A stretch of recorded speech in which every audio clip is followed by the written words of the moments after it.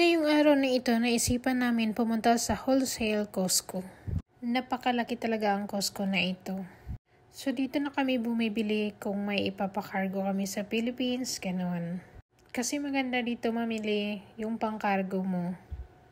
Hello mga kamanay, kag mga kamanoy, kamusta na po kayo? To this video, andito na naman tayo sa isang Costco.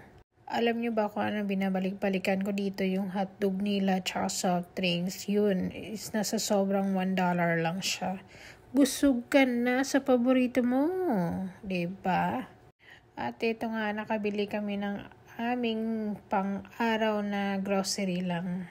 So, habang naghihintay, bumili muna kami ng aming kakainin. At ito na nga, nagpipila na yun si Franny ko. At ako naman nagbantay ng cart kasi baka kukunin. Charot! Wala nga kaming binili, diba? Kukunin pa. Yung binili namin yung 1 bag apple lang siya. Kasi healthy daw yun. O, diba? Ayan siya. Naghihintay siya ng kanyang numero. Natatawagin na para makuha niya na yung kanyang in-order. At surprise lang yung in-order niya, ha? Sasabihin na lang natin yan mamaya. So, dito talaga maganda yung mamili ka na pang cargo mo sa Philippines o kaya pang cargo mo sa family mo. Ayan. Maganda dito mamili kasi marami yan. Pang maramihan talaga siya. At saka yung 1 bag apple na yan is mura lang. Nasa 6 something or 7 something dollars lang. At syempre, masarap yan. Gala yan eh.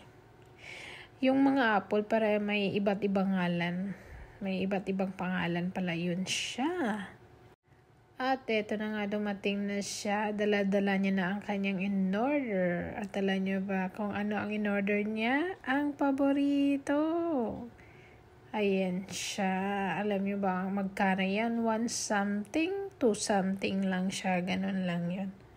At may pagkain ka na at pantulak. Sold na ang iyong hapunan o kaya pananghalian. At ito nga, nahihirapan akong kumain kasi gusto ko na talagang kumain kasi gutom na ako kasi galing kami sa trabaho. At ito na nga, oh. Yan. Pinuksan ko na talaga. Kinainan ko na talaga kasi gutom na talaga ako. So habang kumakain, ayan, nakatingin muna doon sa labas. Ang ganda pala ng view sa labas. Yan ang makikita mo.